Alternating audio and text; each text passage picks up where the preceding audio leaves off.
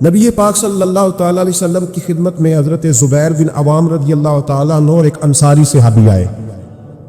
انصاری صحابی، ان کا آپس میں جھگڑا تھا.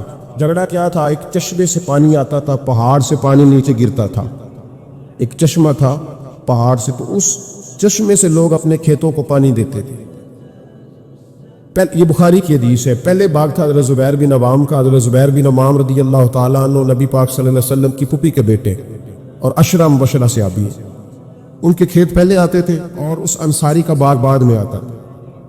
جھگڑا یہ تھا کہ حضرت زبیر بن عوام کہتے تھے پانی کھیت کو پہلے میں نے دینا ہے، اور وہ انصاری صحابی کہتے تھے کہ پانی پہلے میں نے دینا ہے. بات حضور کی بارگاہ تک چلی گئی. یہ مسئلہ دنیاوی تھا. نبی پاک صلی اللہ علیہ وسلم کی بارگاہ میں جب یہ بات گئی نا، تو حضور نے فرمایا بھائی پہلے کھیت کیونکہ زبیر کا ہے. ہوتا ہے نا ہمارے یہاں پانی کی باریاں ہوتی ہیں، تو جس آدمی کا کھیت پہلے ہے وہ پانی پہلے پلا لے اپنے کھیتوں کو، دوسرے بعد میں پانی لگا لے. تو نبی پاک علیہ السلام نے فرمایا چونکہ زبیر کا کھیت پہلے ہے تو زبیر پہلے پانی لگا لے کھیت کو، اور انصاری کا باغ چونکہ بعد میں آتا ہے، اس کے کھیت بعد میں آتے ہیں، تو وہ پانی بعد میں لگا لے. اب وہ انصاری پر یہ بات بوجھ گزری تو بے سمجھی میں، بے دھیانی میں، جوش جذبات میں بڑا سخت جملہ کہہ گئے. کہنے لگے یا رسول اللہ صلی اللہ علیہ وسلم، زبیر دراصل آپ کی پھوپھی کے بیٹے ہیں نا، تو میں تو پھوپھی کا بیٹا نہیں، اس لیے آپ نے فوراً فیصلہ ان کے حق میں دیا ہے. محبوب تو ابھی کوئی جواب دیتے ہی اللہ کے قرآن نے بولنا شروع کر دیا، اور قرآن پاک کی آیت آئی. فرمایا فلا وربک لا یؤمنون حتی یحکموک فیما شجر بینہم. رب کریم نے فرمایا محبوب مجھے تیرے رب کی قسم، یہ اتنی دیر تک مومن ہو ہی نہیں سکتے جب تک اپنے ہر معاملے میں تیرا فیصلہ قبول نہ کر لیں.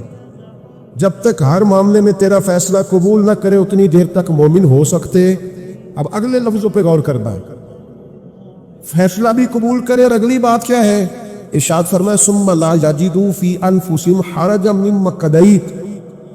اور محبوب پھر جو تو فیصلہ کرے اس فیصلے میں یہ اپنے دل میں کوئی رکاوٹ بھی محسوس نہ کرے. اپنے دل میں کوئی رکاوٹ بھی، کان آنکھیں دل کھول کے سنے کیا کہہ رہا ہوں. نبی پاک کے کسی فیصلے پر اپنے دل میں کوئی رکاوٹ محسوس، وَيُسَلِّمُ تسلیما، دل سے حضور کے فیصلے مانے. نبی پاک کے فیصلے دل سے، کوئی طبیعت میں رکاوٹ نہیں آنی چاہیے، ذرا برابر بھی کوئی رکاوٹ نہ آئے دل میں کہ حضور کا فیصلہ ایک طرف ہے اور میری بات ایک طرف. فوراً نبی پاک کا فیصلہ مانے، دل سے مانے، راضی بالرضا رہے. جب تک یہ کام نہیں ہوگا اتنی دیر تک ایمان مکمل. ہمارے ہاں لوگ بوجھ سمجھنے لگے ہیں شریعت کے معاملات. بڑا مشکل ہے جی. زکوٰۃ اب 2.5% پوری، ہر 100 میں سے 2.5 روپے دے اپنے کمائے ہوئے. اتنی سخت گرمی میں روزے.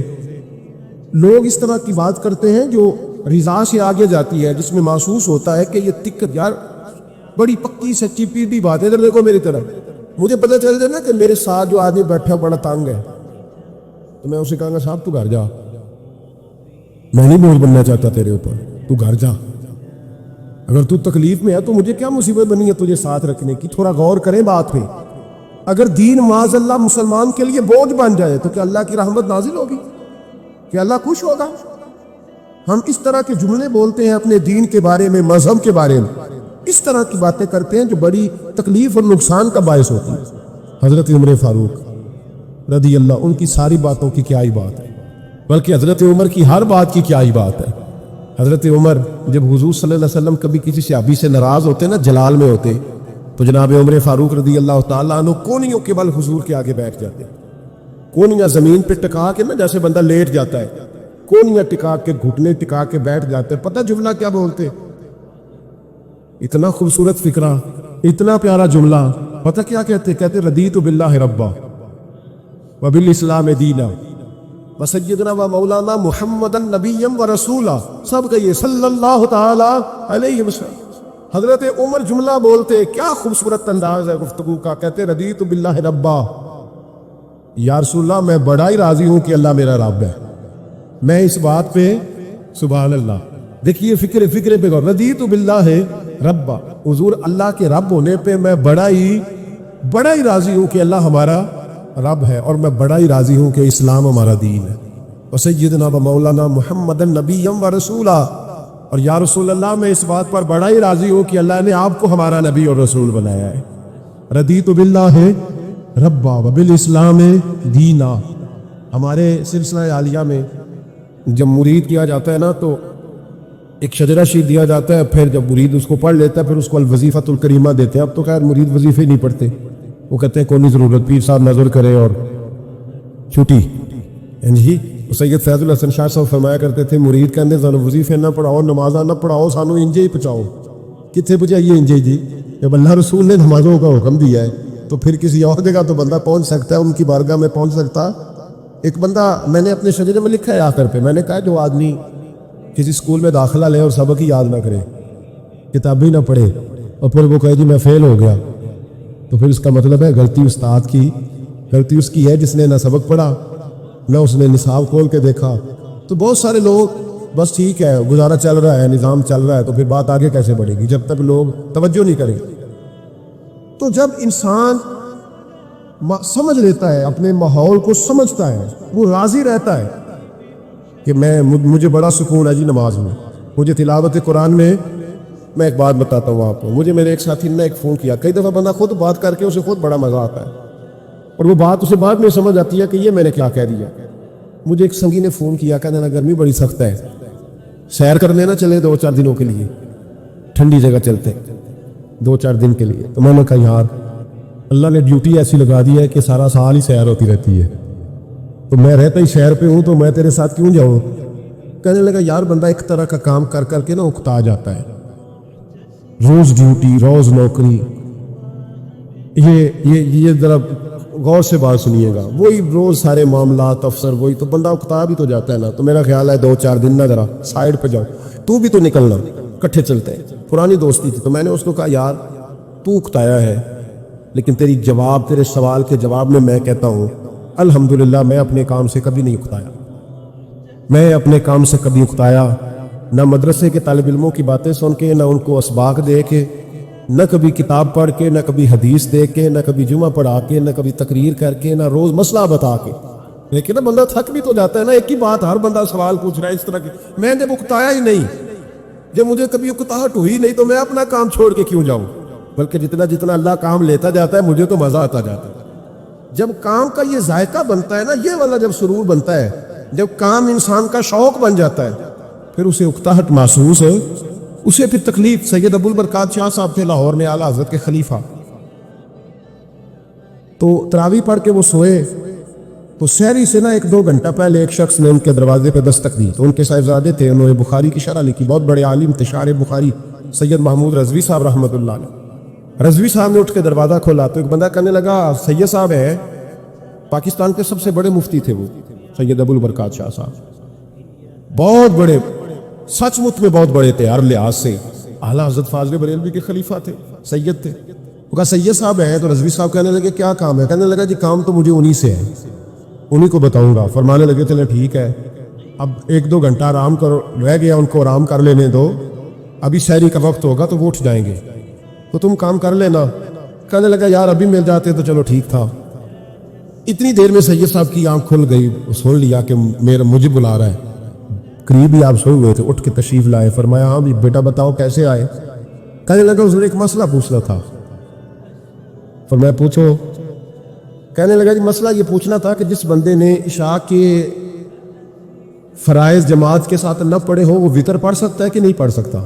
تراویح کے بعد وتر ہوتے ہیں نا جماعت کے ساتھ، وہ پڑھ سکتا ہے کہ نہیں؟ تو سید صاحب فرمانے لگے جس نے فرض نہیں پڑھے، بہتر یہ ہے کہ پھر وہ وتر بھی جماعت کے ساتھ نہ پڑھے. لیکن اگر کوئی پڑھ بھی لے تو اس پر کوئی فتویٰ نہیں، کوئی حکم نہیں، بہتر ہے کہ نہ پڑھے.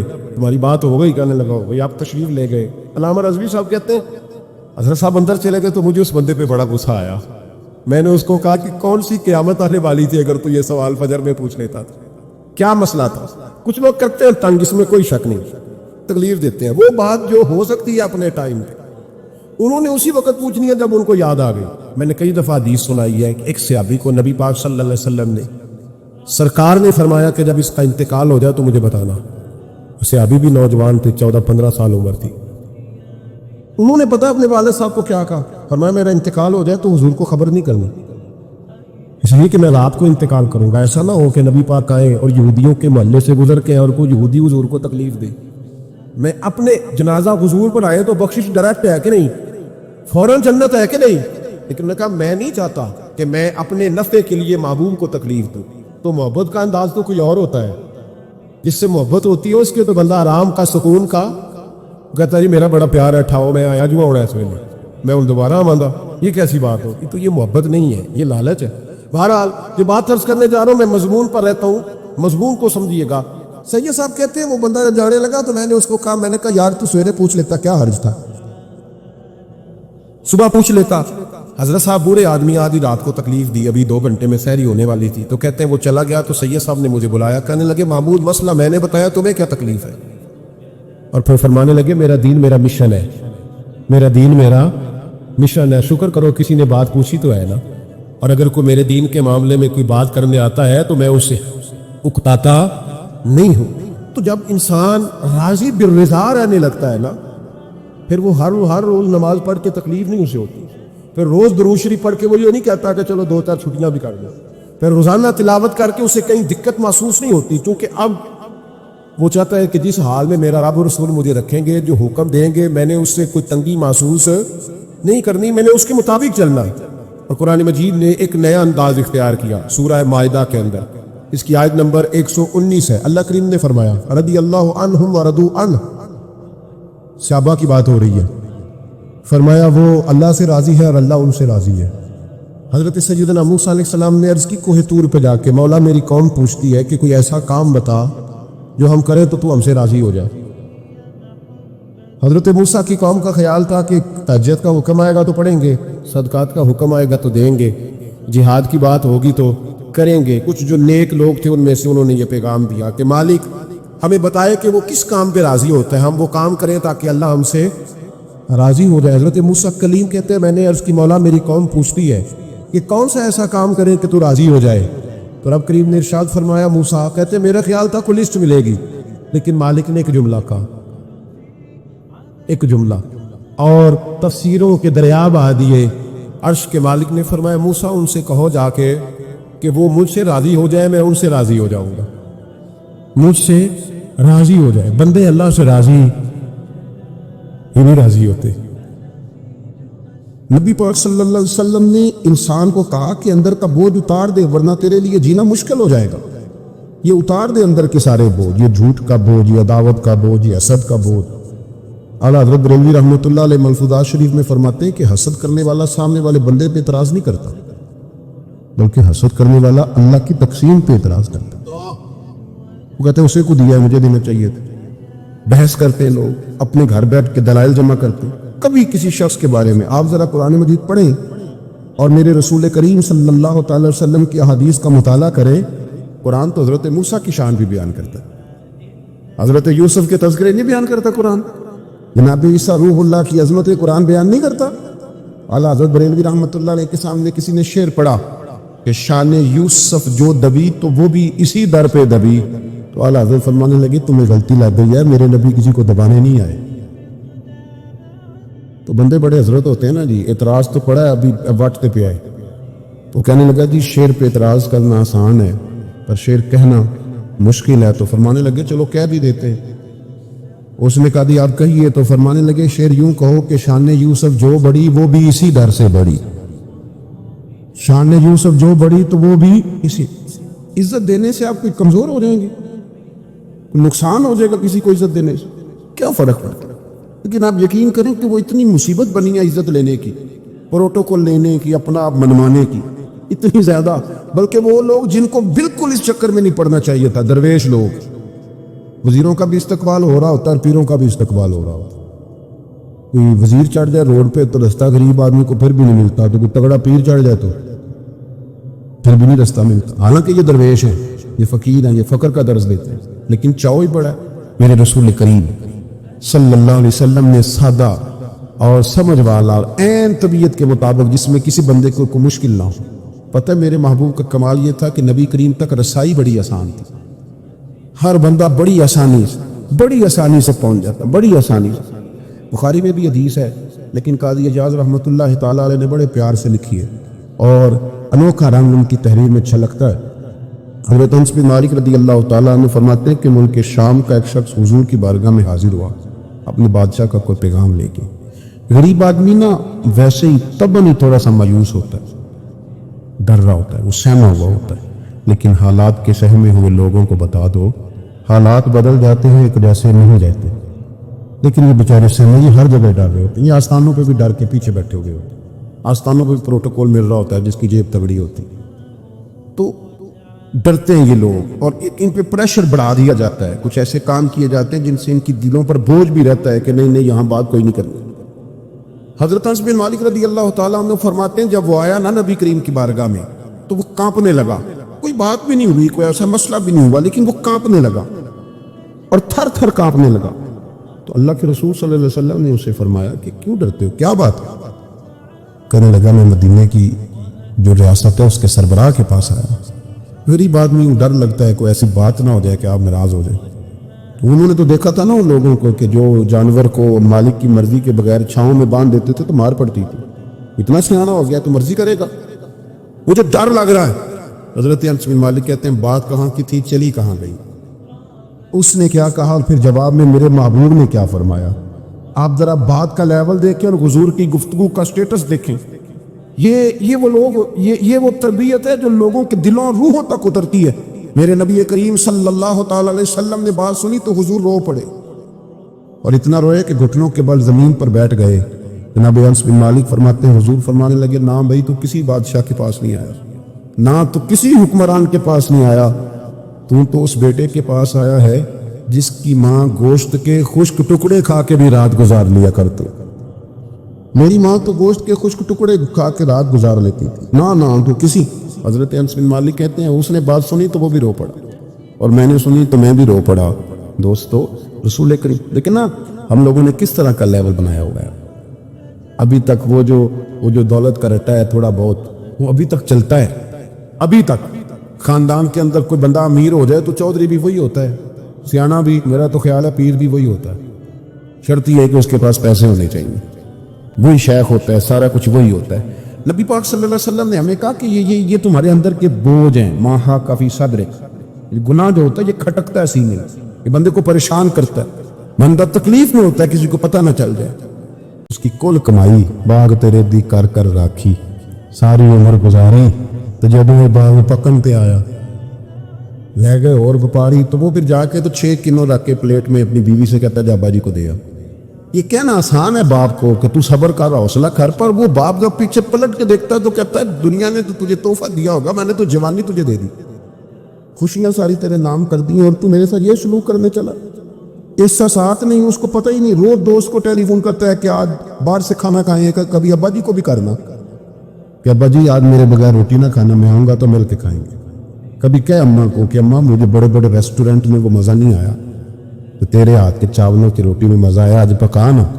مجھے لگتا ہے اماں کو راشا بھی ہو نا، راشا بھی ہو تو پھر بھی وہ تیرے لیے محنت کرے گی، لیکن احساس ضروری ہے نا، وہ ہم پیدا نہیں کرتے، وہ ہماری توجہ نہیں جاتی۔ صاحب طبقات کہتے ہیں نبی کریم صلی اللہ تعالی علیہ وآلہ وسلم نے نا جب صحابہ کرام آئے تھے مکہ مکرمہ سے مدینہ طیبہ، تو آپ نے سن رکھا ہے کہ انصار مدینہ نے اپنی جائیدادیں بھی تقسیم کر کے آدھی آدھی مہاجرین کو دے دی تھی، تو ان میں ایک حضرت ام ایمن بھی تھی، نبی کریم کی رضائی والدہ ہیں۔ یہ حضرت عبداللہ رضی اللہ تعالیٰ عنہ جو سرکار کے والد گرامی ان کی آزاد کردہ لونڈی، حضرت سیدہ طیبہ طاہرہ جناب آمنہ رضی اللہ تعالیٰ عنہ کی بھی بڑی خدمت کی، ان کو بھی ایک باغ ملا ہوا تھا۔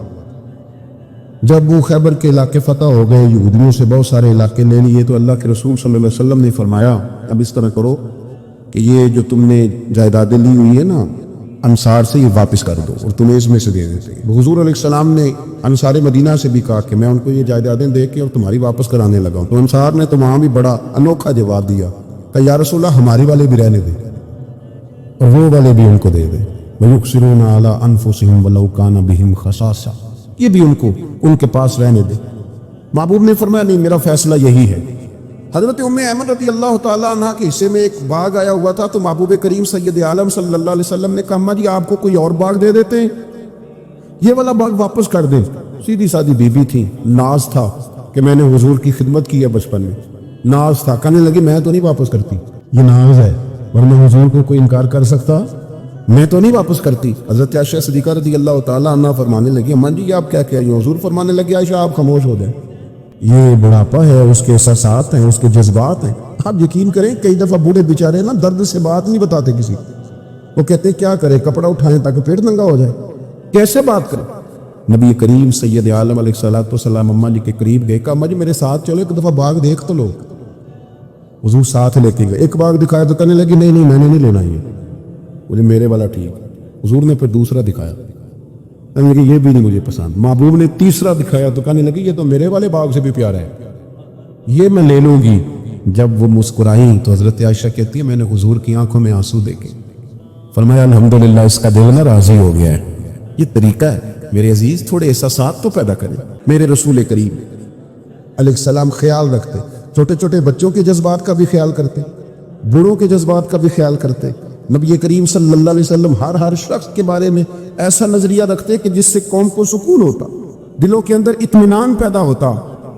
حضرت عائشہ صدیقہ رضی اللہ تعالیٰ عنہ فرماتے ایک دن گھر میں تشریف فرماتے اور طبیعت مبارک میں بڑی میں دیکھ رہی تھی کہ بڑا حشاش بشاش ہے سرکار کا مزاج، بڑی خوبصورتی. آج غم امت میں حضور اس طرح پریشان نہیں جیسے اکثر ہوتے ہیں. آپ فرماتی ہیں باتیں چل رہی تھی تو بیٹھے بیٹھے حضور فرمانے لگے کہ عائشہ میں تمہیں بتاؤں تو مجھ سے راضی کب ہوتی ہو اور ناراض کب ہوتی ہو. کہتے میں نے عرض کی یا رسول اللہ میں اور آپ سے ناراض. فرمایا چل سن تو لینا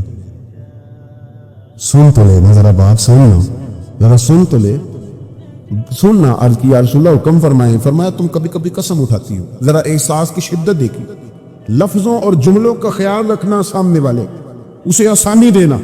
نبی کریم صلی اللہ دیکھیں نا، میں نہیں پرواہ کرتا جی اب بیویوں کی باتیں کون سنی، میں نہیں پرواہ کرتا جی فلانا تو ان پڑھ ہے، لیکن جو ہمیں حضور نے ذوق دیا جینے کا، جو تسلی دی ہمیں زندہ رہنے کے لیے، جو ہمیں کہا کہ یہ چیز تمہیں جوان کرے گی، ٹھنڈا رکھے گی. نبی کریم صلی اللہ تعالیٰ علیہ وآلہ وسلم فرمانے لگے عائشہ تم نہ کبھی کبھی قسم اٹھاتی ہو. کہا یا رسول اللہ اٹھاتی ہوں. فرمایا جب تم تھوڑا بہت ناراض ہوتی ہو نا، کسی اور جگہ کے پاس وقت زیادہ گزر گیا تو پھر تم پتہ کس طرح قسم اٹھاتی ہو، تم کہتی ہو مجھے ابراہیم علیہ السلام کے رب کی قسم، اور جب تم راضی ہوتی ہو تو کہتی ہو مجھے محمد مصطفیٰ کے رب کی قسم. اور میں مجھے پتہ ہے. جناب عائشہ کہتے ہیں میں رو پڑی. میں نے کہا محبوبہ بات بالکل اسی طرح ہی ہے، لیکن قربان جاؤں یہاں تک خیال رکھتے ہیں آپ، حضور یہاں تک احساسات ہے، یہاں تک. فرمایا مجھے پتہ ہوتا ہے کب تمہارا جذبہ کیا ہے اور کب تمہارا رنگ کیا ہے. حضرت خواجہ شمس العارفین سیالوی رحمۃ اللہ علیہ، خواجہ صاحب رحمۃ اللہ علیہ گزر رہے تھے تو ایک بچہ بیری کو روڑے مار رہا تھا. روڑے سارے جمع کر دیے اور مارتا جا رہا ہے. اور یہ بچے گاؤں کے جب یہ فائرنگ کرتے ہیں نا بیری پہ تو یہ روڑے پہلے جمع کر لیتے تاکہ پھر بے بریک بغیر رکنے کے اپنا کام کرتے رہے.